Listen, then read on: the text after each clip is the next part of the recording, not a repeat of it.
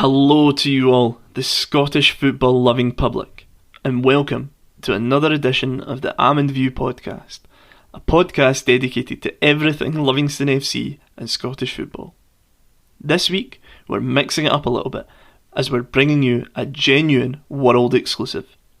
In this episode, we're giving you a bumper interview with ex-Livingston forward David Fernandez. This is David's first interview in over 10 years, and we wanted to quickly thank him for giving us the opportunity to bring this to you all. We were extremely overwhelmed when he got in touch to say that he wanted to do it, and we're truly honoured that he chose to come on and talk about his days at Livingston, as well as his career as a whole, with us. So sit back, get comfy, and enjoy the next however long of sheer West Lothian / David Fernandez based content.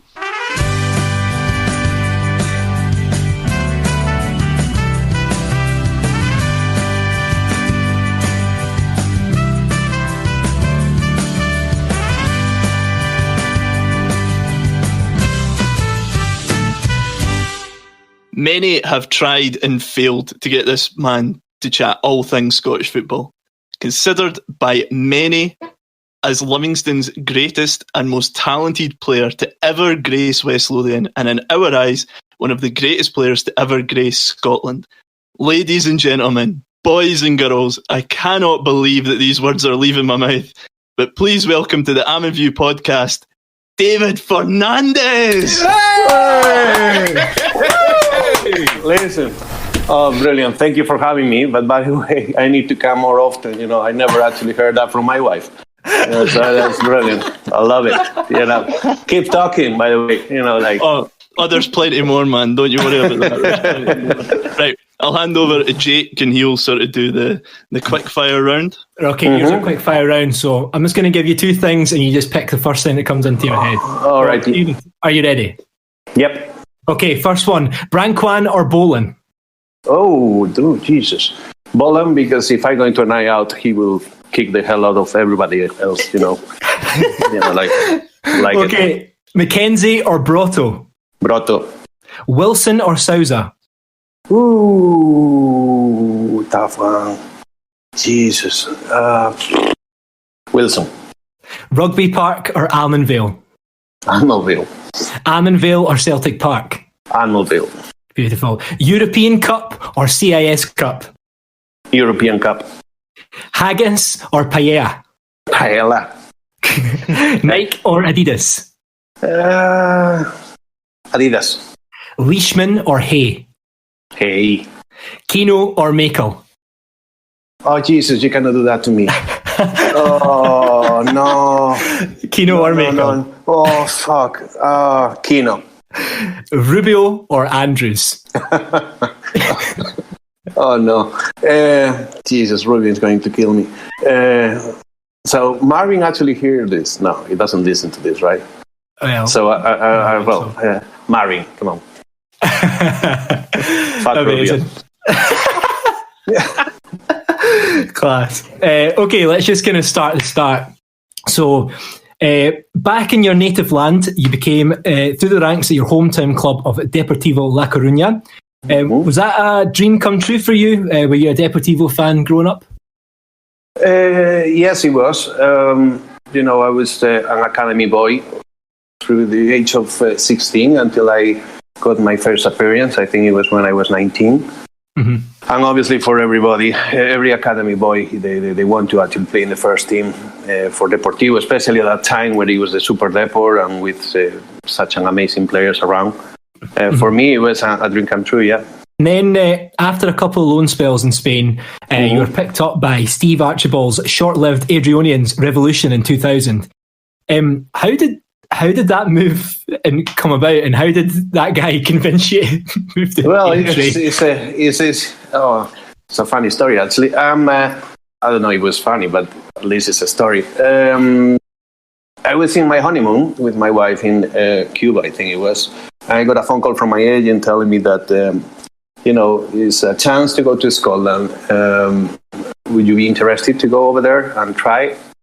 And at the time, Deportivo didn't allow me to go anywhere in La Liga because they didn't want me to play, if they're going to release me. They didn't want me to play in La Liga club, just in case I actually play well. So my chances were very limited. At the time, I think it was a guy called Luna playing for Dundee. He was quite successful in Dundee that season. So I spoke to him and asked him a little bit about the country, about the culture, about the football. And then I spoke to the other 7 Spanish guys who actually joined A3. 2 of them, they were quite amazing, like Sánchez Broto, Calderón, García San Juan. García San Juan won a UEFA Cup final. So I thought, it might be interesting to probably join the even if it's just the championship, because I think that the team, it can actually do well. And it's only 1 season project, so if I do well, hopefully I will get to an SPL club and take it from there. So that was the main reason. I didn't speak to Archibald. Thanks God for that. It was probably one of the best seasons and best time of my life as well. It was very similar what Livingston actually. When I got to Livingston, in terms of the family environment and to enjoy every single second when I was playing for A3. So for me, it was an incredible time, but unfortunately, because of administration, we had to go away. So just touching still on time at Airdrie, you played against Livingston in November 2000 in the Challenge Cup, which you won, and which must have been a great highlight for you personally. What were the celebrations like afterwards? Did you have a big night in the town, or?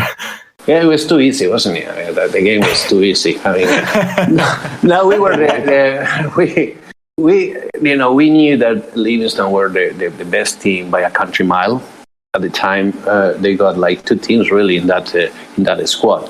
The A team and the B team, if you want to call it like that. And both of them, they were probably the best teams in that sort of league.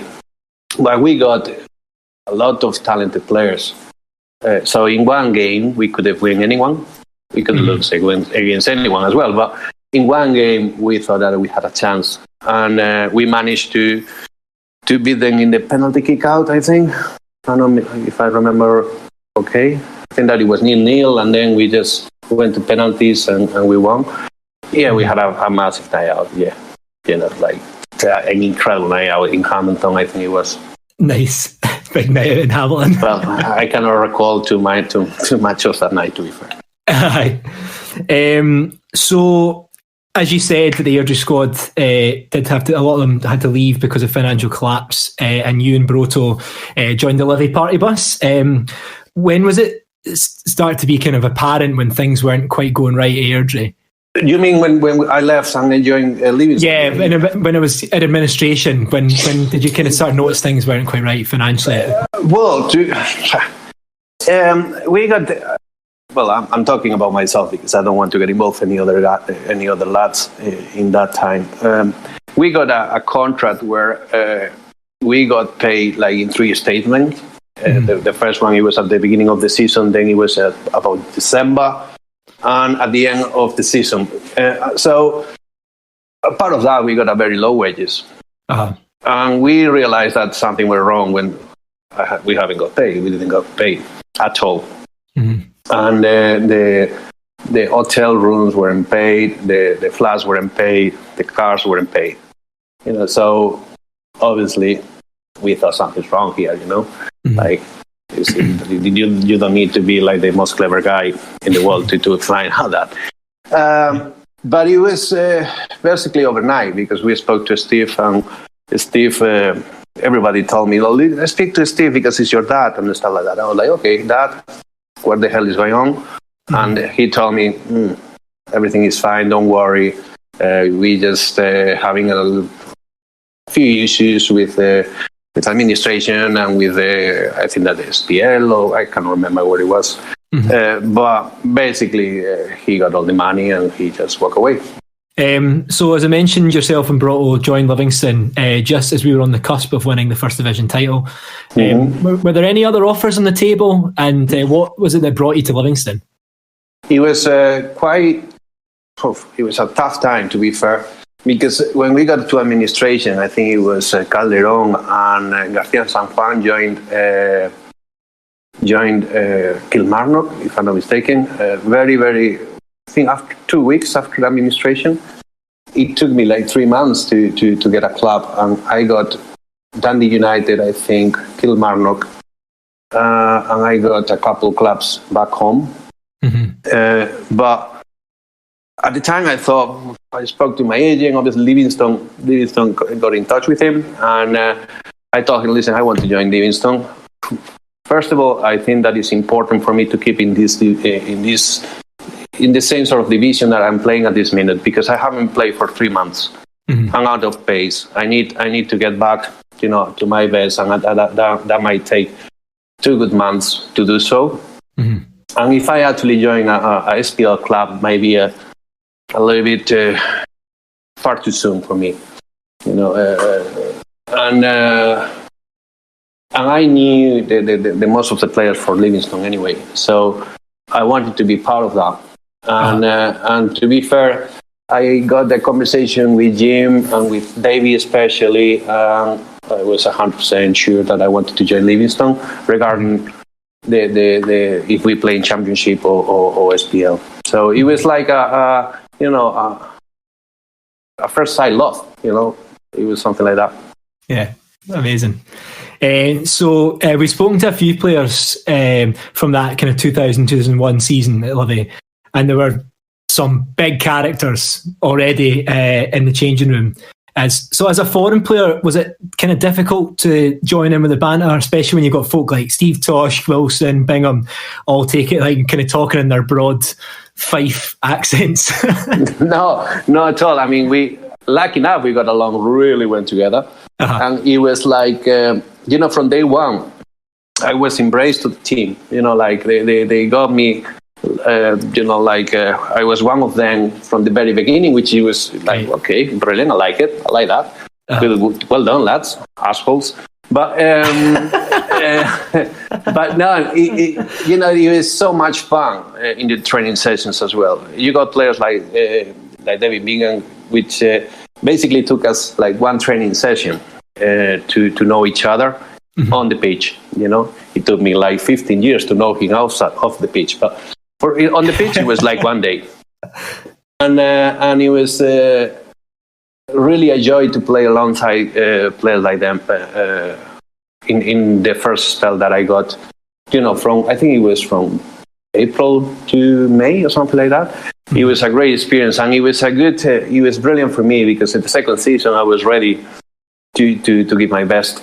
So we wrapped up the league in a game against Inverness that you scored in about 2 weeks after you signed for the club. Between November and April, you had won a cup and a league winners medal with 2 different teams. You must have think Scottish football was easy money. Amazing, isn't it? How important was it winning those medals for you and so soon into your time in Scotland? I think it's more important for the supporters than for myself. Mm-hmm.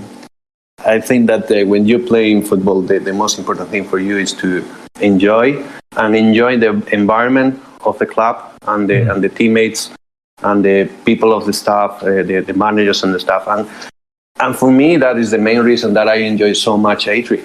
Adri was very similar somehow to Livingston. A family club with the dressing room, got our back. We were really good friends. And in that sort of, I think that it was pretty similar. So when I joined Livingston, mm-hmm. I thought, oh, that reminds me a lot to Adri. So it's quite easy to actually just do well and play well. And then the trophies basically happens because of that. Because what is happening inside the dressing room and inside the club. And it was so nice. And it was very difficult not to do well, to be honest, because everybody helps you to do so. And the teams around you, they were amazing. So, I mean, you cannot get it wrong. The 2001-02 season, as we've said countless time on this podcast, is arguably one of, if not the greatest season in the club's history. But in particular, your performances for Livingston in the SPL were just a total joy to watch. You started flying with a thunderbolt against Hearts in the first game of the season at at a full Almondville. What was it like walking out on that day and then getting such a great result? I wasn't aware of the SPL sort of level. The only team that I knew was Celtic, and I think that I watched the season before a Motherwell game. So when everybody was just so scared about Hearts, I was like, okay, I don't know why, because I see everybody around me. Like I see Kinos, I see Brotos, I see Rubius, Marvin Andrews, I see Bolan, I see Phil Reichman, I see Bingham, I see Stuart Lovell, I see Wilson. I'm thinking, well, I mean, there cannot be so many clubs with the sort of players that we got. So what is the problem, So let's try to play and enjoy, like we did in pre-season. In pre-season, we went to Holland and we beat pretty much every single club in the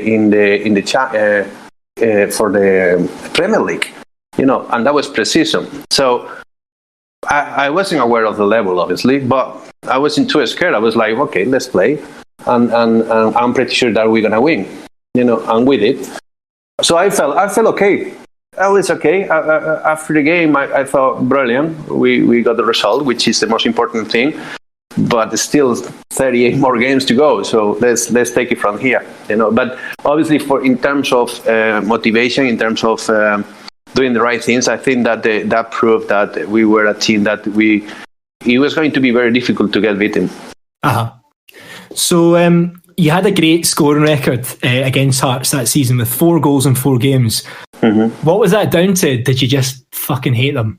I think it was just lucky, to be fair. I scored a header in a 2-0 against them, and I'm thinking, what the fuck? This is, I'm having a ball here. I never scored from a header, and all of a sudden I scored 2 headers against them. I'm thinking, wow, everything is just. When everything is right, and it doesn't really matter how much you try to force things, they just happen, Even the bad games, something happened, I'm thinking, I'm having the season of my life here, But it is, and I go back what I said before, when you got players like we did, I mean, my job is super easy, the formation itself helped me a lot. The 4-3-3 formation helped me because he was so flexible. I mean, the players like Kino just went forward, so I took his place and got deep. Mm-hmm. Nobody actually chased me. Or Wilson actually joined the middle, so Brankwine went forward. And, David Bingham play up front or play in the middle. So they were so... It was just... it was like... I think that for me, it was just... I enjoyed every minute of it. It was like... I went to training. I was like, this is brilliant. I went to play against Rangers or against Celtic, and I enjoy every single second of it because it was a joy to play with such a talented players. So how was it working with the legendary Jim Leishman and Davy Hay? We've heard from your teammates that Leish is more of a motivational speaker than a coach. Telling you. The first day of the season, Jean actually gave us a speech, and I was just looking around like, are you guys crying as well or what? I mean, this is incredible. Like, what the fuck? I mean, just do it for your family. Now we're like, Jesus, I don't know if I will be able to play now because I'm so emotional. But in January, I was like, can't you shut up? He's the singing speech on the first day. So he was just a funny character. He was like a tremendous guy, but a funny character. But in terms of knowledge, in terms of, if you want someone to coach you and to be your mentor, that's Davy Hay. I own Davy pretty much my career in Scotland. So for me, he was definitely the father figure and the way the guy that I will always be thankful to meet him and be part of the team that he was in. He was just something else. That guy is just my hero. So the next question was actually just about asking what people you enjoy playing with at Livingston, which you've kind of touched on already. So maybe if you want to mention that, but also I'll kind of change it a wee bit. Was there anyone that you loved playing against? And loved playing against? Yeah, you were like, I'm going to rip the absolute shit out of them today. Yeah, well, Hearts. Hearts. I mean... Hearts were like, and I didn't know at the time. The first game I didn't even know them and stuff like that. But I can't even remember the right back.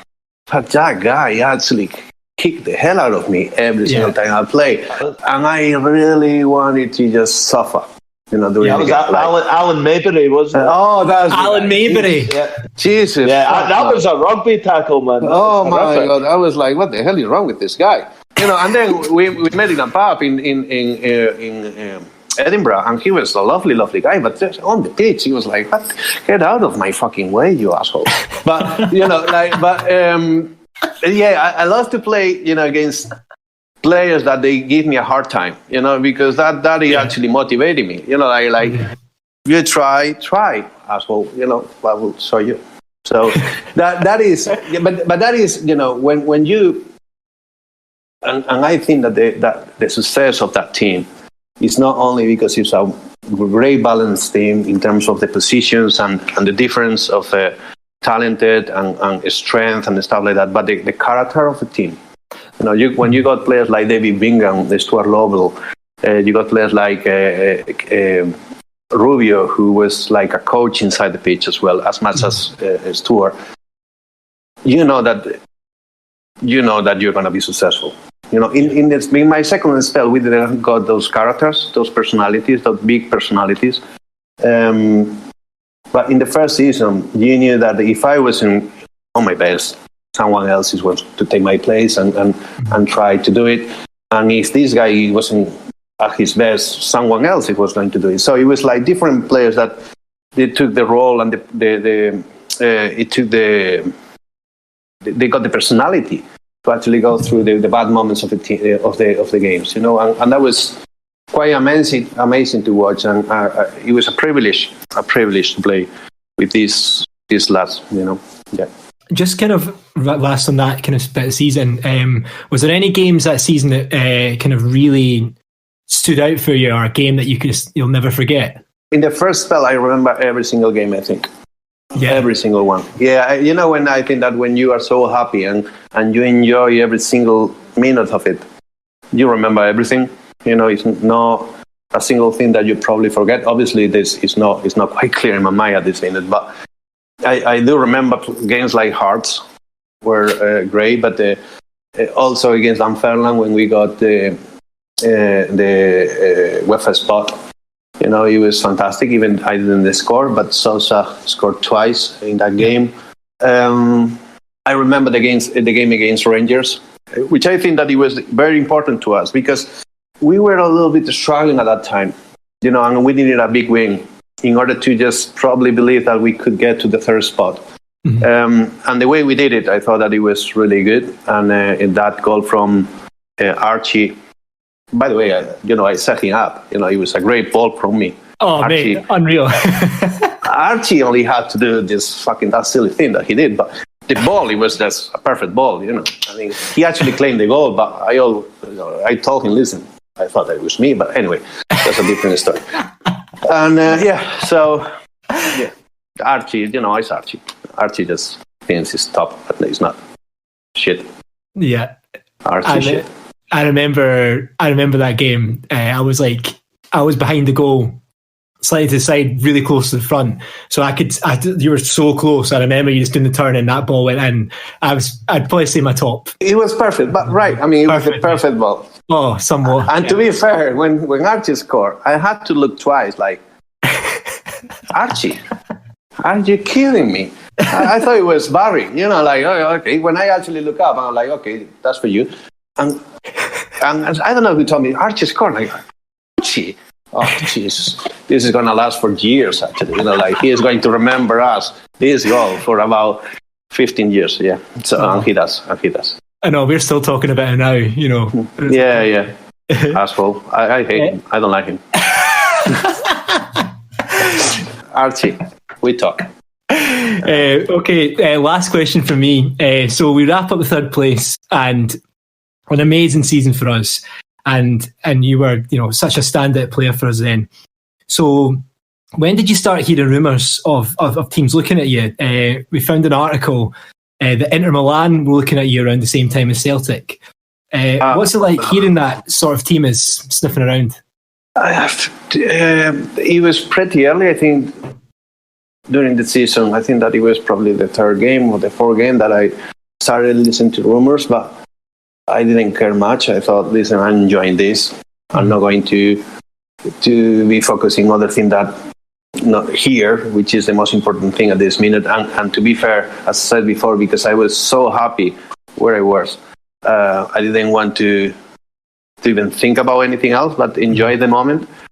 But when I really heard about Celtic, it was probably 2 weeks after the season was finished. And but I didn't, I don't know. I know that I got different offers from Premier, something else, but I never actually care much. I never, when you're happy in a place that I spoke to Davey Hay when the offer came, and I said, listen, I'm not sure. I'm not really sure to take this offer because, I mean, if you see Celtic team, Carson, Larsson, and Sutton playing up front, plus Petrov behind him. So I cannot see myself playing. Probably it's not the right move for me. But Davey said, no, you need to go. You're gonna be the best player ever for Celtic. And I'm like, shut up. But Davey actually told me, listen, honestly, you need to go. You just go over there. It will be a great move for you. You will be super happy there, and I'm totally confident that you're going to play there. So I decided to go. Yeah, it didn't work that well. So we won't talk too much about your time at Celtic because no, it's okay by me. I hate them for wasting your talent. I hate them for that. No, it's all right. But I mean, I had a wee look when I was researching earlier and found out that you were on the bench for the UEFA Cup final. Obviously, you scored for Celtic in the UEFA Cup, but what was that feeling like? Like you've gone from, I mean, Livingston at the time were in a small team, we were doing all right, but to go from Livingston the next season, you're on the bench in a UEFA Cup final. What was that like? Well, to be fair, you feel tiny when you don't play.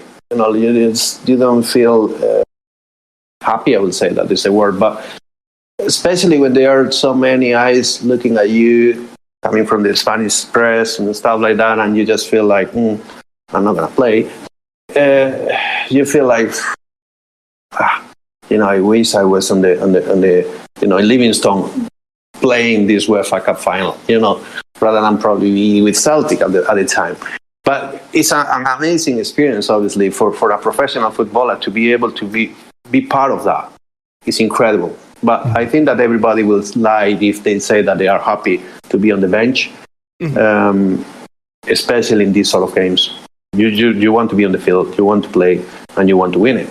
And that is the only way that you feel part of the team, or you really feel part of the team, I would say, as a player.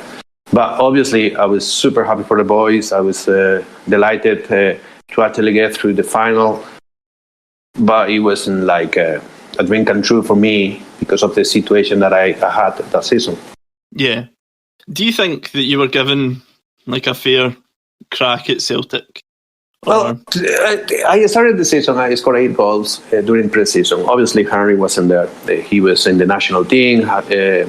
And the first game of the season, Martin called me to his office and told me, listen, I wanted to start with the guys who won the league last season. I said, that's fair. That's okay. But don't worry, you will play, definitely play, because you did an amazing pre-season. And it was January, and I did play like 2 games, something like that. And I spoke to David Hay and said, listen, this is not working. I think that he said, no. You're going to be unbelievable. I was like, David, Jesus, I tell you, I know better, Like, it's definitely... and it's not because of anything. It's because Larsson, Harson, and Sutton were playing that position, which is absolutely fair. And I cannot actually argue about that, and Petrov also, because for me, Petrov was one of the best players I ever played with. But for me, it was very frustrating, to actually have the chance to choose clubs. I probably should have known better at the time that, with that sort of talent, it was going to be very difficult for me to get into the team, And then it's also that the fact that Celtic won every single game. So basically, you play with the same first 11. Obviously, you cannot change the team when the team is winning. But even then, you cannot actually drop Henry or Larsson or Harson for David Fernandez. And I absolutely get that. I'm the first one to know that that is quite fair. And also because I didn't play when I had the chance, I was terrible, if I'm honest, when I played at Celtic. I played 2 good games, and then I had an absolutely terrible game against Aberdeen, I think it was. Oh my God, that was the worst game I ever played in my life. So happy days. Enough about them. But I'm happy now. It's been 20 years ago. I'm okay. I already. I'm fine. We won the CS Cup afterwards. So I got over. It's okay. It's okay. Brilliant segue. So at the start of the 2003-04 season, you were still being continuously overlooked at Celtic, and you rejoined the Livy Lions in August 2003. Now, the day you signed, I don't know if you'll remember this, I remember it because it was just incredible, but the day you signed, you played for Livingston reserves against Celtic reserves. And I remember the West Stand at Livingston was absolutely packed that night, just to get a glimpse of you back in a Livy shirt. But so, what was the feeling like coming back to Livingston? Like again, offers? So at the time that obviously the season is finished, I speak to David Hay again. I tell him, listen, I need to go and play next season, definitely. And I think it will be a great idea to go back to Livy. I want to experience the same sort of happiness that I had 2 years ago, in my first spell. So he says, David, listen, you need to stick in Celtic, you need to keep playing there, you need to just try your best. I'm sure that you're going to be successful and stuff like that. But anyway, I did pre-season. I didn't feel too good, to be fair. And I thought, well, I think that it's time to actually go to the Martin O'Neill office and ask him for a loan. He tells me, no, listen, I think that I need you. You're going to play much more this season. I said, listen, no, I'm off. Just allow me to go. It's going to be good for me. It's going to be good for the team as well, for you. I'm in a pain in the ass, to be fair, sometimes. So listen, it's going to be for your own health. It's going to be good that I'm going away. And then I got the offer from Fiorentina and Livingston, among others, and David Hay tells me, now listen, you need to go to Fiorentina. And I was like, are you kidding me? Listen, first of all, I haven't played for a season. It's going to take me a good 2 months to get back to business. Even though I'm fit, the tempo of the game, I need to catch that up, and that takes time. So I cannot go to Fiorentina, and Fiorentina is similar to Celtic. If it doesn't work out, I'm going to end up not playing for 2 years. So I want to be in a happy place where the environment is right for me, where I can actually enjoy my football again, and I wanted to have the same sort of feeling that I had a year ago. So I want to go back. And he said, okay, brilliant, just come over. And even Archie, I think that he was, calling me, but saying to the press that they want me back and stuff like that. So I decided to join the Livy, and it was great.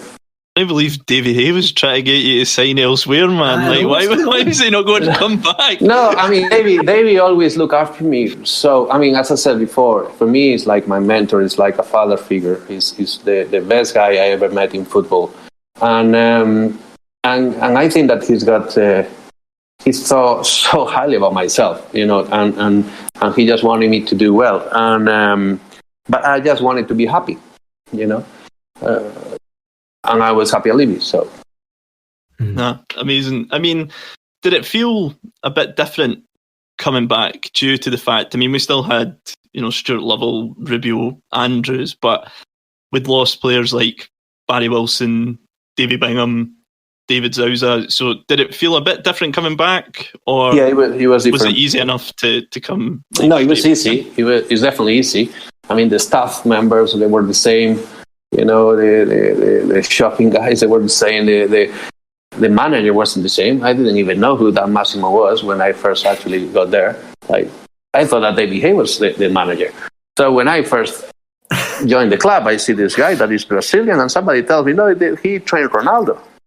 And my first training session, listen, I never done extra work after session. You know, like I used to go to the training session. I had enough. Let's have a laugh in the dressing room and stuff like that. But that's it. You know, like, I did my job. With this guy, I had to do it. You know, I had to take Alan Preston. Alan Preston took me and started actually doing laps in the training field because we didn't do enough. Oh, I'm thinking, this guy actually trained Ronaldo. Wow, Ronaldo must be a talented player because honestly, with that training session, he can be a fucking useless bastard. You know, like, absolutely something, the guy. But you know, lucky enough for me, it lasted for a week. And David Hay took it over, and the vibe, the atmosphere, the sense of we can do something here, it was totally different. Obviously, the guys were so down when I got there, and the first day I was so happy. Like, listen, David Fernandez is back, and everybody's like, and Massimo is here. I'm like, who the fuck is Massimo? Yeah, you will see. And after the training session, I was so down. I you know, like, I might actually should have picked Fiorentina rather than Livingston with this guy. You know, like, okay, no, it was. You know, I felt bad for Maximo, obviously, because I don't think that's his fault.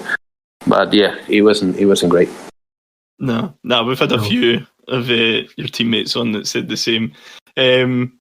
So the club would obviously go on, unfortunately, to go into administration, something that you dealt with at Airdrie. But we heard a pretty remarkable story that when the club went into administration, you were paying the wages of Fernando Pasquinelli to avoid him having to leave. Is that true? Who told you that? It was in a book that it was like every team apart from the Old Firm or something. It was in a book that I read. We got to administration, and I think, if I'm not mistaken, it was after the CA's Cup semi-final. Mm-hmm. I think that it was a day after that. And you see, I mean, it's probably the worst day in my career in many ways.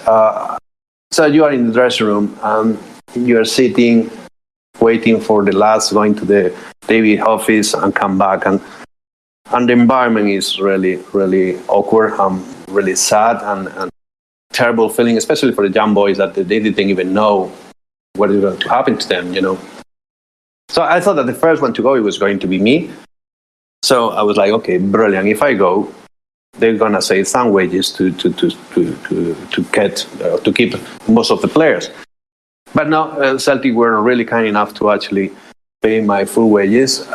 So I think that it was when Kino came back from David's office. Kino says, well, listen, I'm leaving. Everybody goes to talk to Kino and just trying to comfort him and stuff like that. So at that time, I think that enough is enough. I need to speak to David Hay. So while everybody is basically comforting Kino, I'm going to David's office and I said, well, listen, give me the list. Tell me the list. Who are going to be in the club, who are not, and trying to sort something out. You know, like this is... honestly, this is too much. You know, like it's bad enough to get to administration, but to see the dressing room like the way it is now is not working. It's going to be impossible to actually get through this situation if we don't get this sorted. So he gave me a list of players. I think that is only one player left, and it's Pasquinelli and Fernando. Fernando, his wife just got pregnant. I think that he was pregnant for 3 months. And I said, David, man, we cannot actually do that to the boy. You know, the boy is Argentinian. He, you know, he's in the middle of the season. Nobody will take him. how can we get this sorted? Like, I'll pay him, how much it is. And David Hayes said, okay, David, leave it with me. Don't worry, leave it with me. He said, listen, no, let's get sorted. He is the only one left. Let's try to sort it. I don't want David that Pasquinelli come to the restaurant the same way that the other lads who actually are leaving, because honestly it's very difficult to take.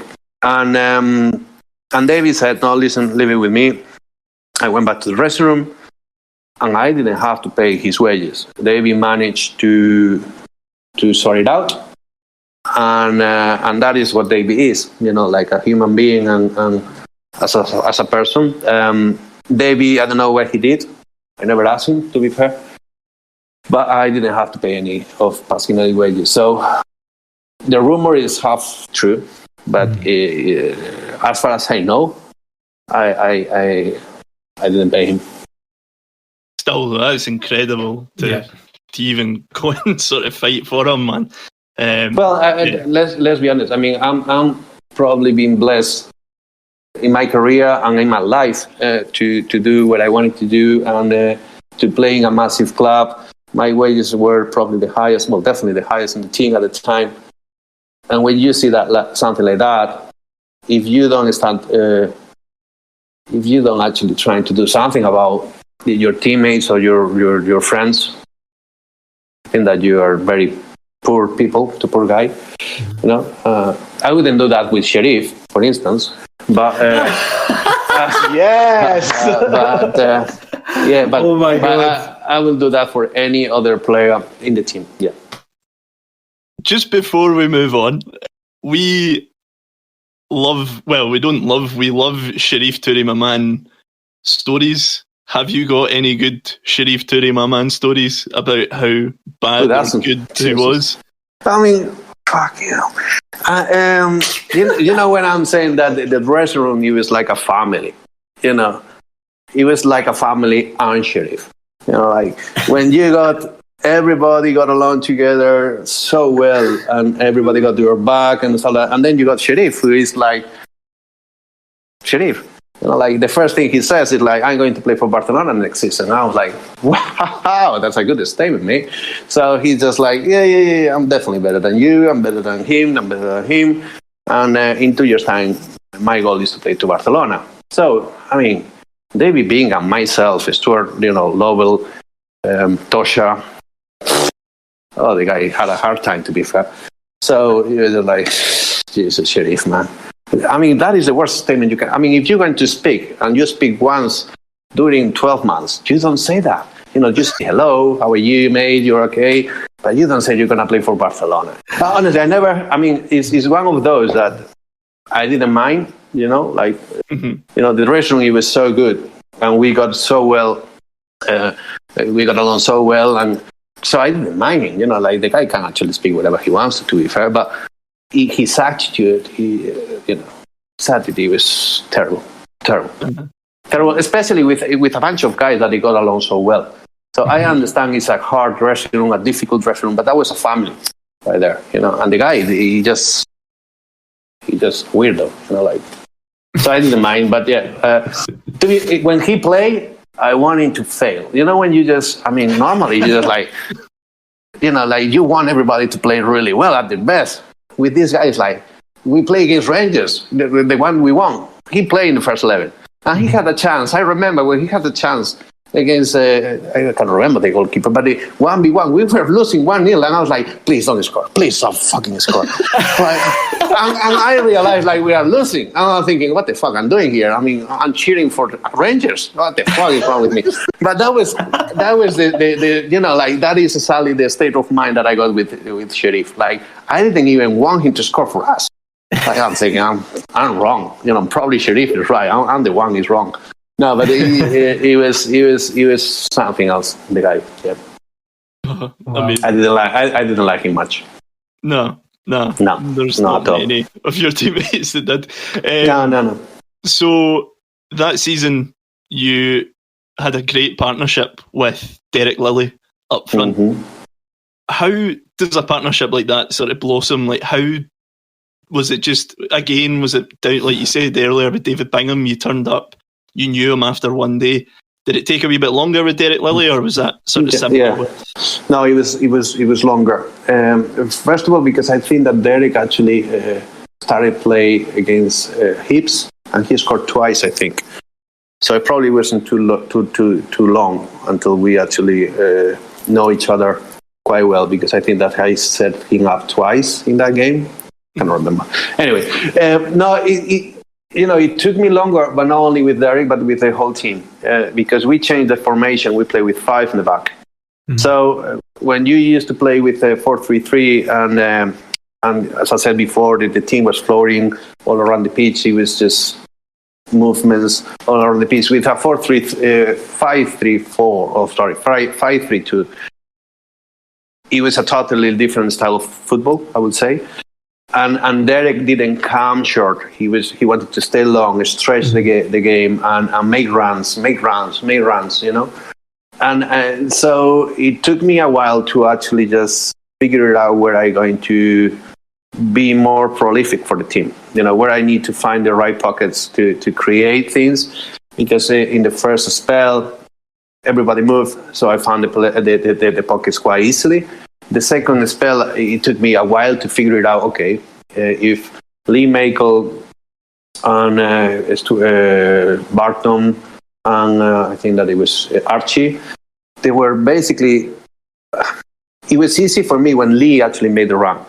Then I knew when I had to take the ball, But before that, it was like quite difficult to adjust that. Once I did, Derek, it was like a dream come true for every single player like me, who likes to actually play the ball forward and trying to play the ball through lines. Derek makes like 100 runs every game, and on top of that, he scores 90% of the chances he's got. So for me, it was like a massive privilege to play with him, because he's not only an honest player, like a character, like a finisher. He's probably the nicest person ever, Derek Lilly. He's like. You can come across like a tough guy, this guy is tough. He's a sweetheart. He's like, it's like a teddy bear, you go like, Derek. He's such a nice lad. I love him. I really love him. I don't like Archie, but I love Derek Lilly. It's hard to describe. I said too many times about Archie, but I love Archie. A little bit. Yeah. No, I love him. I love Archie. So obviously that season would be a bit up and down in the league, but the CIS Cup, probably the greatest game that anyone or any of us have ever been to. You mentioned earlier, obviously, the UEFA Cup, the disappointment of being on the bench. Like, it was a good experience, but when we reached the CIS Cup, what was the feeling like, knowing that you were going to be in the team regardless, and you were more than likely going to be the main man? Again, I mean, that was the first season and before administration. I would tell you that it's the best experience of my career, without a doubt. But it was like different sort of feelings. We got there because people had to go. But those guys were part of the team, a main part of the team, that we achieved what we achieved. So when we got to the game, we got like a massive commitment to win the game. We knew that we were going to win the game, but we're going to win the game for these lads, for the lads that they left, or they had to go. So when I got to the game, I was like, okay, it's pressure, but I think that they got more pressure. They got 70,000 people in the fucking stands, so who cares? And I knew straight away that if Hibs didn't score in the first 20 minutes, with the young players that they got in that team, talented players but very young, we're going to start dominating the game. And if I actually hold the ball too long, Brown is going to kick me all day long. So he's going to lose the plot. If he doesn't lose the plot, somebody else is going to lose the plot. So that was my game. The first half, it was basically a little bit more like studying a little bit how they want to play, how I'm going to find the space, how I'm going to do this, how I do that. In the second half, we're going to kill them. And lucky enough for us, we did. We scored 2 goals in very short time of period. The game was finished. The only thing that I had to do by then, it was just to hold the ball. Sometimes Archie and Lee, they were really pissed off with me because I really hold the ball far too long. But I really did it because I knew that Brown lost the plot very early after the first goal. I think that he lost it. And I knew that, if I think that I'm going to get him off. But I got off because I got injured. But, he got me off. I felt like I lost that. But, I lost one battle, but we won the trophy. Before I go to my next question, but how did you not just turn around and hook Scott Brown that day? Like, honestly, because the highlights, there's a 25-minute video on YouTube, and I would say 23 minutes of those highlights are just tackles on you from Scott Brown. but that you just see that you see that coming. I mean, the boys that told me, Brown, I mean, if he loses it, he loses it. He's going to, it's just a loose cannon at this minute. He's 17, 18. He feels that the game is not his way. He loses it. And that was after the first game. And I didn't realize we beat them 2-3-1 or something like that at Hips. But I did remember that in the final. So when I took the ball, the first thing I knew was that Brown is coming. So the only thing I had to do is just to look side to side, just to take the ball away from him, and eventually he just gave me for no reason. So I didn't do much, to be fair. Anyone could have done it, and basically was patient. The guy just lost it in that particular game, but because it's obviously it's an experience. And they were, I think, that 2 years young to win that trophy because they were really good players. Mm-hmm. But we got much more experience and very good players as well. So it was quite obvious. Everybody thought that they were the favorites, but they weren't even close, I thought. Well, you touched on it earlier that the game plan was to sort of frustrate Hibs and then get them, and we killed the game off early in the second half. The second goal, right, for Livingston, Jamie McAllister's goal, it was a great finish. But that pass, man, from yourself to find Jamie McAllister, how can you even read that run from his? To be fair, I need to count. Your head, man. I definitely, count me in next week because I'm really, I'm feeling so good today. Wow. Now, I think it was a corner, right? I think it was a corner. Yeah. And Derek, I think that is well, I don't know if it was a pass or a clearance, but the ball is in high up. And when the ball is high up, I saw that nobody was around me. And all of a sudden, I see a yellow jersey just running. So I thought, okay, if he bounces, I will attract people. And I think that guy, who I don't know who he is, he will get to the... Well, he will be free. But he has to be quick because if I take an extra touch, the guy is going to be offside and stuff like that. I didn't even want. I didn't even know who's making the run. I basically saw a yellow jersey, and I was so aware about the 3 guys behind me that the only thing I did is just to pass the ball. But I knew that he was making the run when the ball was in the air. Mm-hmm. That's when I knew that he was making the run, but I didn't know he was Jamie. And to be fair, I got the right angle, and it was probably 2 seconds. For me, it was 2 hours and a half. Yeah. Can you please score the fucking thing, please? And I actually shut my eyes and I don't want to even see it because when I saw Jimmy jersey, I thought that, Jesus, this is not going to happen. This is not going to happen.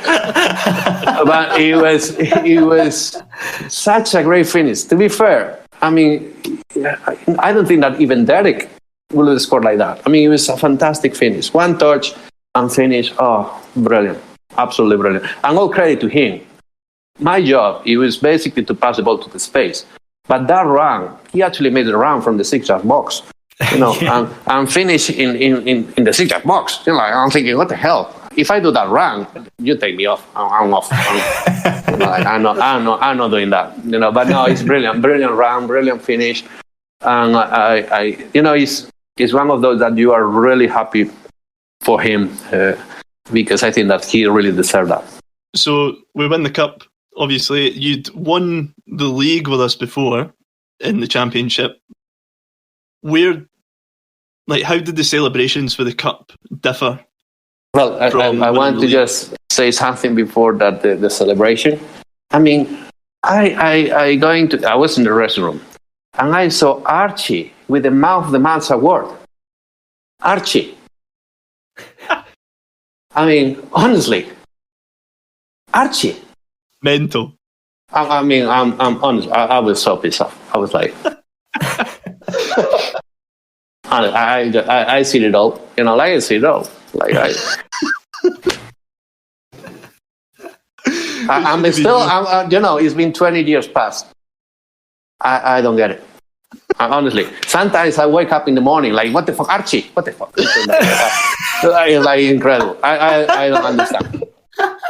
Honestly, I got nightmares still with that. Massive nightmares. Well, the celebration, as I said, it was so bittersweet. From when we were at IROX, we really enjoyed the moment. I think that we took all the pressure off. It was very important as well for administration and the money that we collect for that. And so it was a massive release.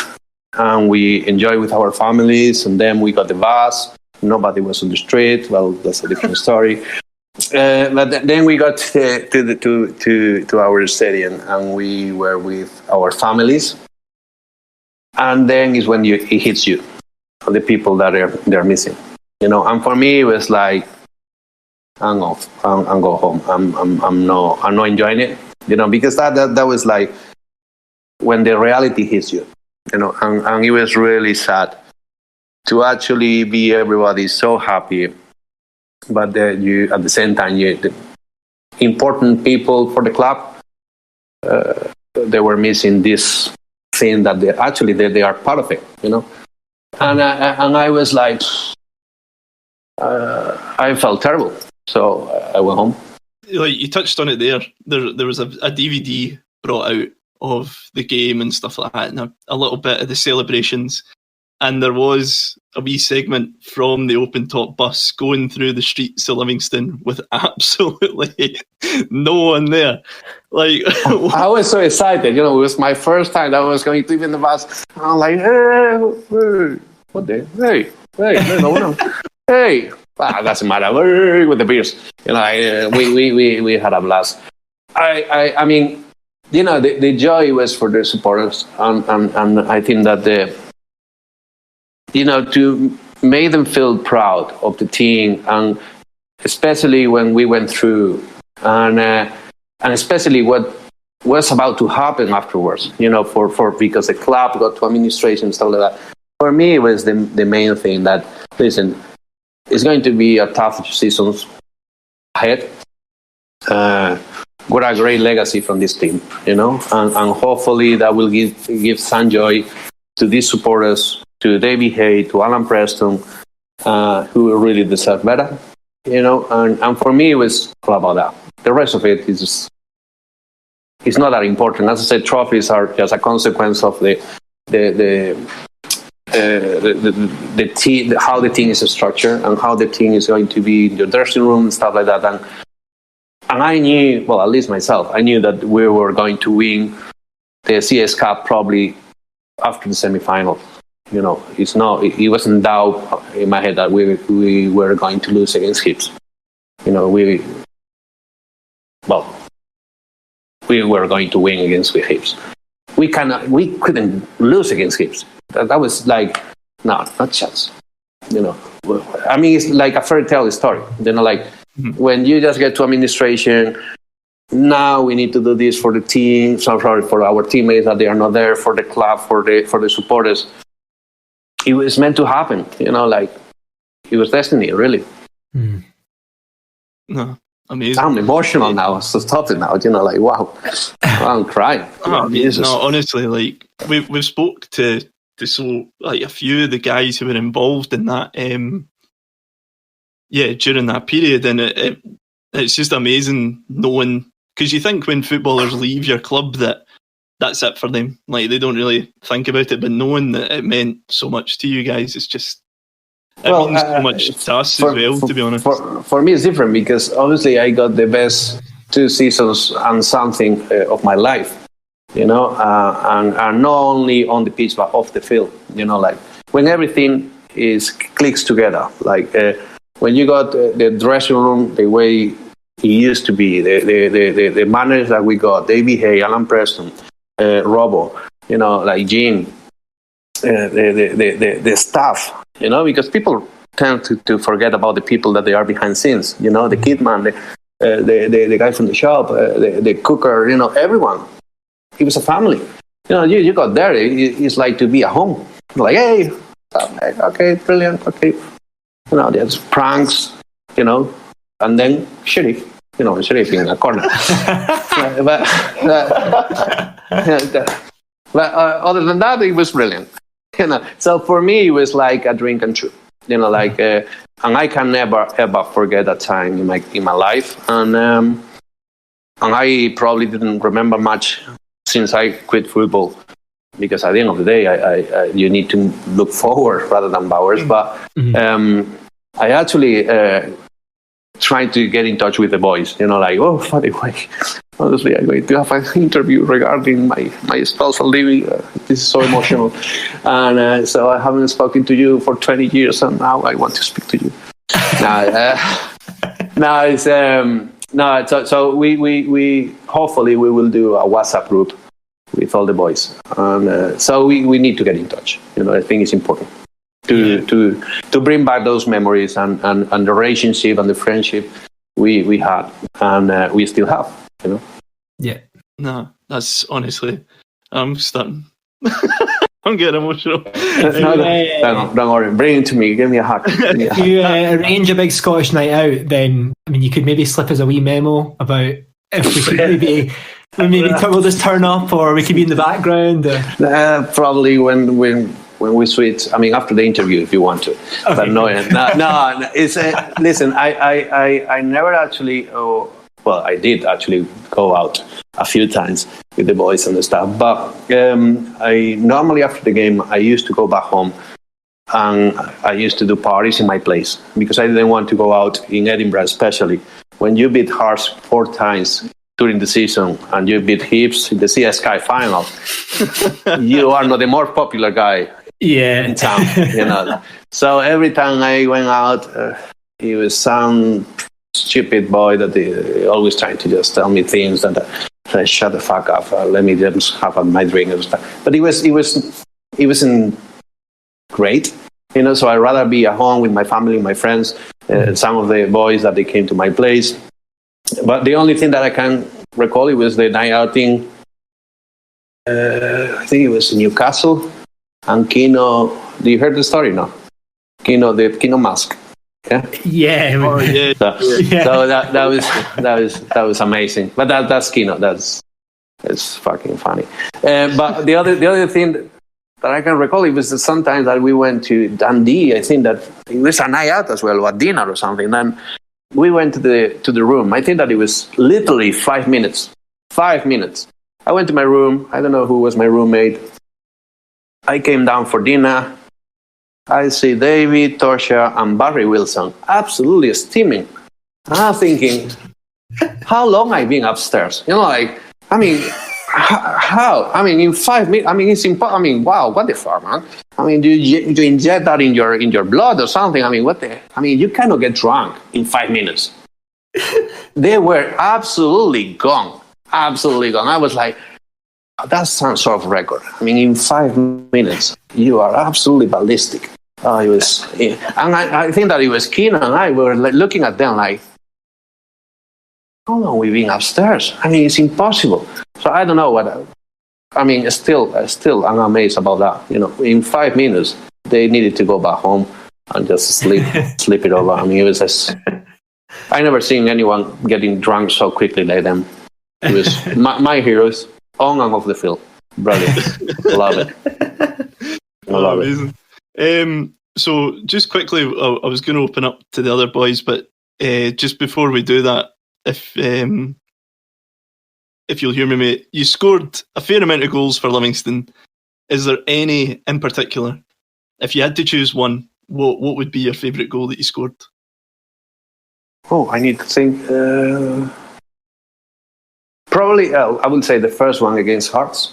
Yeah. Because I think that it was the beginning of our era, and the beginning of something really incredible for me and for our club and for my teammates.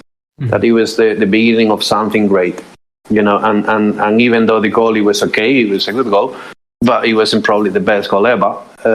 I thought it meant something for all of us. We started to believe that we could do something quite decent in the SPL, regarding that we were pretty new in that league, We weren't the underdogs. We were something much bigger than that. Yeah, no, amazing.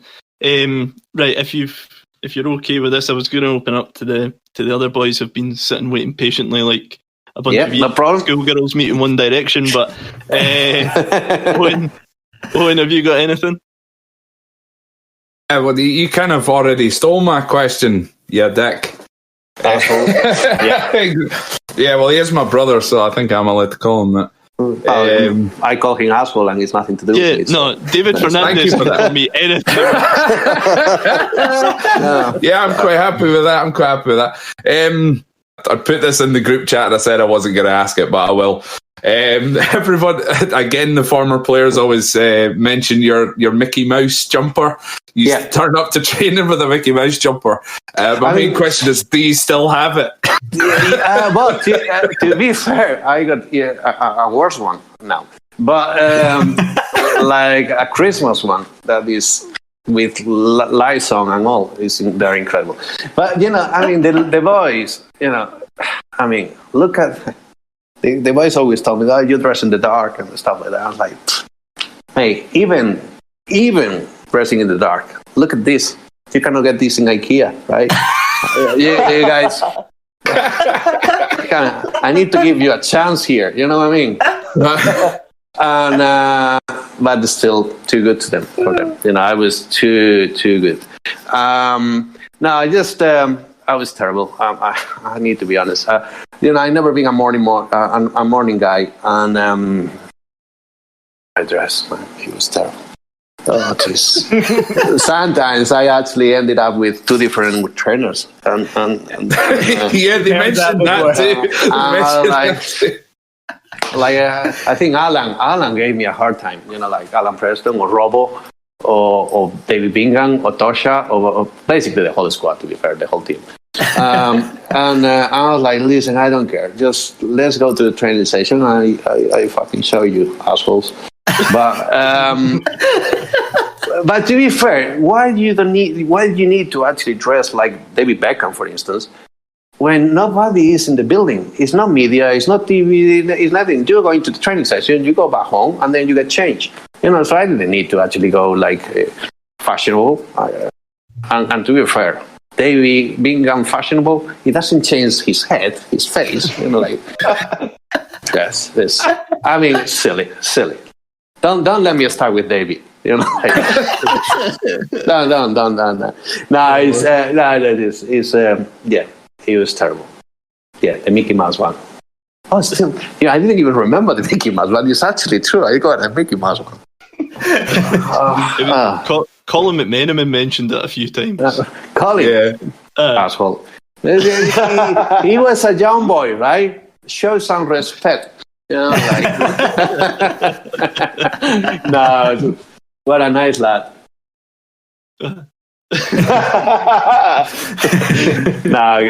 Yeah. Young people, they don't respect you anymore. Povey, what about yourself? You got anything? Well, before I ask my more serious question, just on the fashion, I was always more a fan of the big curly hair than the shorter. What about yourself? You're back to the short, I see. Well, I went from from George Clooney to Michael Douglas in about a year. So now I'm no, this is something else. To be fair, I never cared about my look. I never cared about my, I guess. I didn't care. Why would you when you got it? Yeah, but it's just, but when I look to my pictures upstairs, I'm thinking what I was thinking. Jesus, come on, honestly. I mean, it's quite right for them to tell me that I was terrible. The rest of it. But my hairstyle, it wasn't any good either. Like for me, the curly hair, I wasn't a fan at all. Now, if I look my pictures now, I'm quite embarrassed. In the CS Cup final, I'm looking like, oh Jesus, it's amazing. But anyway, yeah, no regrets. So I was gonna ask. Obviously, we mentioned Alan Maybury, rugby tackle with Hearts. We mentioned Brown in the final. Like you see just playing in Scotland. Did you ever think, fuck this? I'm a target for getting halved all the time. No, not totally. Because when I played the first spell, especially, we kept the ball so nicely, and because we kept the ball so nicely and so quick, and the tempo of the game was quite quick, I got plenty of time on the ball. It was a very. I got obviously tackled because of the way I played. I carry the ball. I try to travel with the ball. I try to attract players to me so I can release the ball to other ones that they were free. Mm-hmm. But the team just play very quick and we are very flexible. So no, I never bother about that. No. The second season it was different because I was more responsible to hold the ball up and trying to wait a little bit longer, especially for Lee to make his run. When in the first one I got like 3-4 different options. In the second season it was Derek and mainly Lee making runs. The rest of them they were more like I got David on the right and Jimmy on the left, and but basically forward it was Lee, Michael and Derek. So sometimes I needed to hold the ball a little bit longer, and I got kicked more often. I couldn't say that I like it. But I didn't mind. Yeah. I didn't mind. Actually, it motivated me quite a lot, to be fair. I mean, if you kick me, it means that you cannot get the ball off of me. So let's try again next time. Can you recall, silkiest move you did in a game? Like that, anything that sprang to mind? I mean... Yeah. A long list. I never actually looked to my performances. I don't even remember doing that well. But apparently everybody said so, so I had to take their word for granted, and I'm so happy. But I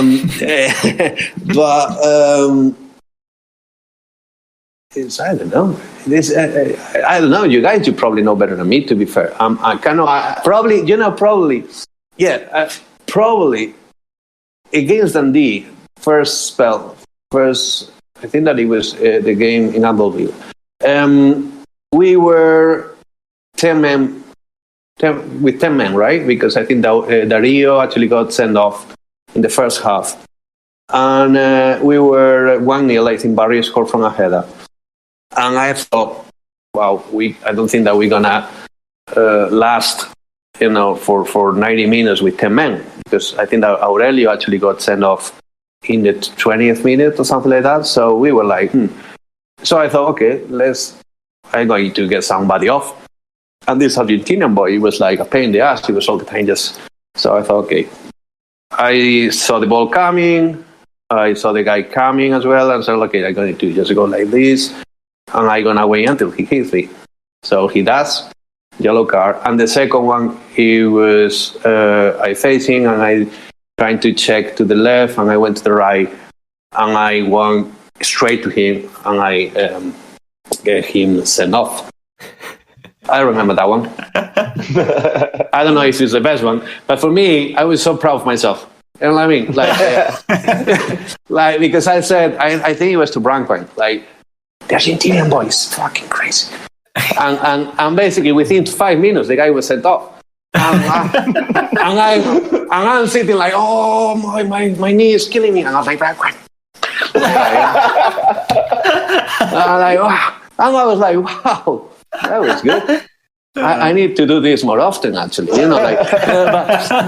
it was, that it happens because of the situation of the game. And you see the boys tired, and we played with so long, and we were 1-0 up as well. So I thought, okay, let's try this, and it worked out well. So for me, it was just, I'm very proud of that one, even though I cheat, but doesn't matter. It's been 20 years ago.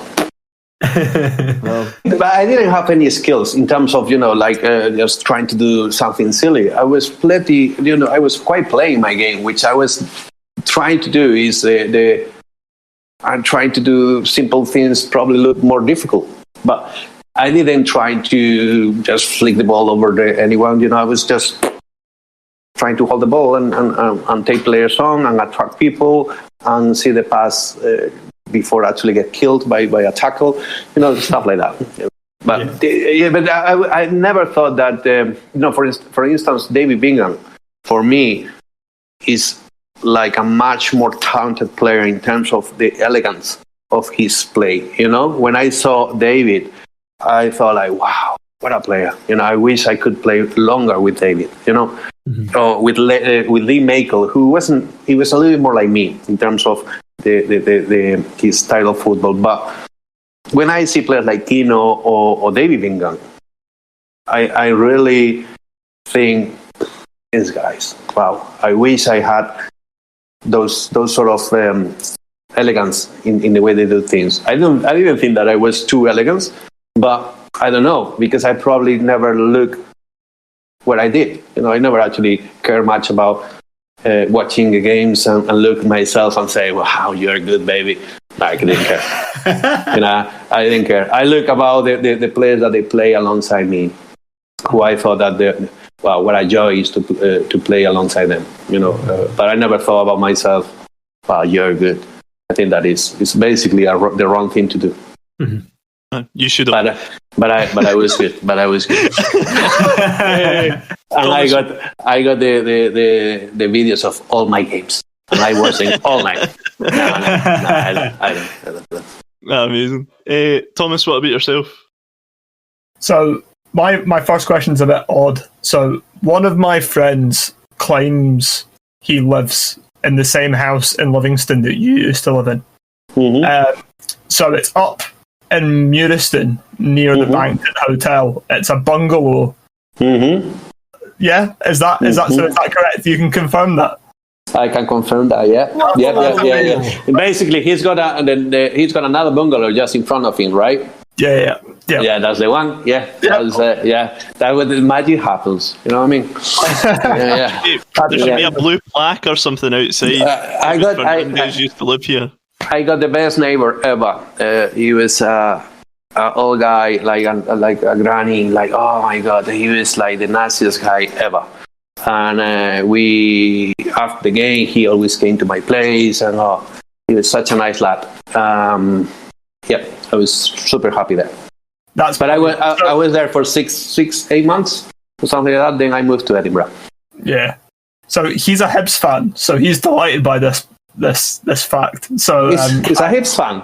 He's a Hibs fan. Yeah. And he's your friend. Yeah, I know. And you think that's funny, innit? That's funny, innit? Yeah. And he's living in my place. I know. I might tell him to fuck off, eh? No. That is fine. That is absolutely fine. If he's your friend, I like him. Awesome. So my second point, I actually wanted to tell you a short story. So as with most of the boys, during your time with us, you were my favourite player. Again, like Povey said, very intelligent people. Very intelligent guy. I know. I like you. I called you later. Yeah. You've got my number, so just give me a phone. Yeah, I will. Yeah, we do. Week WhatsApp. Yeah, definitely. Add me. But I built up quite a nice collection of like signatures when like going to the open days and stuff at the club. And there was two players who I never got by the time they'd left, and it was yourself and it was Brotto when you went off to Celtic. There was one day my dad took me to one of the Celtic games, and we sat, I think we had hospitality that day, and we sat in the corner, and I'm sitting there just, looking forward to the game, and you and Brotto sat directly in front of me. And that was the day of the game, right? Yeah. This was. I think basically I didn't play, right? I was. I wasn't even on the bench that day, right? No. Fucking hell! Thank you for that story. Just tell me more, please. It was unfortunate for you, but it made me very happy because I finally got to add your signature to my book, and I just wanted to thank you really, because you were so lovely to me and my dad, and it was so amazing. You were sat directly in front of us. To be fair, I have to tell you, right? I knew you were coming, so that's the reason I didn't play. I told Martin, I need to go upstairs and to sign it. I've actually, you can confirm, I've written down that this was yours a long time ago. But if you can see, is that you? Is that yours? Yeah, that's mine. Yep, there we go. I've got it here. I haven't done that for about 15 years, but I think that is mine. Yeah. Brilliant. So thank you. Just wanted to tell you that. You're very welcome. A young man, very, very happy that day. So, and I'm so happy that I did. Obviously, you've not. We actually, when we were sort of researching your whole career, we actually seen that you played more times for Kilmarnock than you did for Livingston. That blew my mind. But there's this connection with Livingston supporters and yourself. Do you feel that? Absolutely, yeah. Do you feel that similar connection with Kilmarnock and Dundee United? Or no at all. And I love every single club I'm playing with. And I think that is something that I will take, in my heart forever. But the sort of feeling that I got when I played for Libby, and the fact that I was the happiest man alive, especially my first spell, but also my second spell. But the second spell is because the bittersweet situation with administration and stuff. But when I went to Kilmarnock, everything started so brightly for me. It was like, okay, I'm feeling great, I'm doing great, but I got the injury. And it took me like 18 months to go back to play football. And every time I played, I suffered and it was painful and I couldn't walk. And it was like a constant pain until I got retired, really. So for 2 years, over 2 years, it was like this sort of pain that you cannot actually, and that is about the media as well, you cannot actually release the sort of problems you got. And the pain you've been through, or that you cannot walk after the game, or you cannot do this, and So when I'm talking about Kilmarnock, obviously they haven't seen the best of me, and I related to the pain I went through during that period as well. But obviously, if I'm talking about the teammates, about talking the managers I got and the supporters, brilliant. But from me, when I'm thinking about Kilmarnock, somehow I'm thinking about the pain caused by my injury, and but I love the physio. He trained me. He was the best physio ever, and a very dear friend of mine, But Livingston is a different matter. Livingston is a love affair, really. Amazing. And then in United, I only stayed there for a year, and it was weird. So no. You scored for Dundee United against Livy, and I scored a header. I hate you for it for a wee while. Yeah. And to be fair, it was one of the best games I played with Dundee United that season. But and you feel so bad because of that. If you just said that you play like that good for the whole season, then it's okay. But that season, I probably had the best 6 months, or one of the best 6 months in my career. But then things went down south. when they changed like 5 managers in about 3 months, and it was like weird, and no, it didn't work out well for anybody really, not just for me but for everyone, and it was like a silly time with such a talented players. But what I said before about the first spell, you got like great personalities in the club, but also incredible environment, incredible family environment, just not in the dressing room, but outside the dressing room. That wasn't the case in Dundee. Dundee was an incredible dressing room, all over the place. The rest of it, and that the only thing that it can cause you is definitely problems, and that is sadly where we got. Yeah. Did you ever have the opportunity to come back for a third time at Livy? Like, so when you left Celtic, like, did Livingston ever try and go, nah, just come back for a wee bit? Yeah, well, this is something that I never said. But before administration, we were going to have a 5-year deal with Livingston. So the thing that we were trying to achieve is just probably negotiate with Celtic and play for 5 years. So everything was, and I didn't know that. It was my agent who told me when the administration actually hit us. So that was like, oh, jeez. So for one hand, it was like a blow for me. Like, oh, Jesus, that's terrible. Because at that time, I think that I was 27. I thought 5 years, okay, I can actually play until the age of 32 at my best. And then I just go. Because when you're just in a club that you love and you can actually perform at your best, you just want to live the high rather than trying to be that he used to be a good player now. I mean, you need to live when you are in your best, But yeah, administration actually happened, and obviously that never happened. And then Lampa, when he joined the club, called me and told me to join the club like 100 times, and I really love Lampard as a teammate, but I told him, listen, the club is not the same. David Hayes not there. My boys are not there. No. And this is that was a family. When I gonna go is to a totally different place. And what I really got in my mind now, where I got the sort of the sort of what is the word for it? The sort of thoughts that I'm going to have for this club, I want to keep them forever. I don't want to bring back new memories that they are not that good. And so I want to make sure that the 2 spells that I had, they were the best time of my life. So I don't actually make the mistake to go there and fuck that up.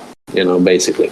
Yeah. So I decided not to join Livingston. Also, obviously, financially, he was terrible. Yeah, no. Right, I think we've taken up a lot of your time. But no problem. I'm happy here. Don't worry. Oh man, we'll get your dream Livy 5-a-side. I did give you a wee bit of warning of that, so. Yeah, that's the only person that I knew that it was going to happen. So I was thinking about so basically Brotto, he will be in goals. I think that is the best goalkeeper that I ever play with. Just no Livingston, but anywhere I play. Such a confidence boy. Another wanker, really, but it's also such a confidence boy. He was key in key moments, and he was probably one of the main reasons for us to actually achieve what I achieved in the first spell. For instance, in the victory against Rangers, he just made like 3 incredible saves, and the penalty against Larsson, in a draw against Celtic. I mean, he was really, really good in the key moments of the games, and it's very difficult for a goalkeeper to do that. So Brother will be in goals. Then I got 3 players that I'm 100% sure that I want in my team. That I will be Kino, David Bingham, and Lee Makel. The reason is basically because Lee Makel, in the second spell, I think that he got double figures. And I never actually understood that. I mean, it was like, it was so simple to play alongside him. I knew where he was going to make the run. He knew where I'm going to be. For me, it's one of those, and I'm trying to just be, with the 3 players are pretty much the same, that they've been so underrated with their careers. I think that they shouldn't play in a much higher level, during the length of their careers. Because the talents of these boys were, like, honestly, it's a joy to watch. It's like when you are on the pitch with these guys, my life, it was super easy, and Kino, both fit, he could score, he couldn't give you the right tempo of the game, he could get the ball back to you. He did it all in the middle of the park, and he was tiny, and he was the quietest man ever, but he's still the most talented, competitive player alive, really. And that's amazing for a player of his talent. And David Bingham, because he's just magic. He's a magician, it's like a player who anything can happen to when he's on the ball. He can see the pass, he can hold the ball. He's a nasty bastard. He needs to be a nasty bastard. He moans all the time. Why he doesn't shut up, I don't know. But yeah, the guy is unbelievable. Incredible character, incredible teammate. For me, he's been one of the best privilege in my career to play with a player with that sort of personality and talent. So, and for me, and I need to be totally honest, for me, he's the best player ever to play for the Levis shirt. If I have to pick one guy, it would be Bingham for all the. I mean, I don't know how long he played for the club, but the service for the club, he was in a high level, for several seasons. So that you need to take that for granted. For me, those 3 are definitely my team. And then the fourth one, it will be, I would put Archie, but he won the CS Cup Man of the Match award, so fuck him.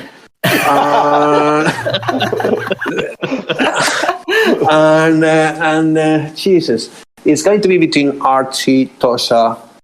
I don't think that we need a striker because, for instance, Derek needed room to run. He wasn't and the other 3 guys are going to score, are going to defend. So I don't need a defender. Marvin, I cannot actually play Marvin in a 5-a-side. He's going to kick the ball and he's going to be to the other pitch. It's not happening. So it has to be Rubio. But Rubio, you don't need a defender. You got 3 players that they can get the ball. So it will be either Tosha or, because Archie is not even on the bench, Sheriff.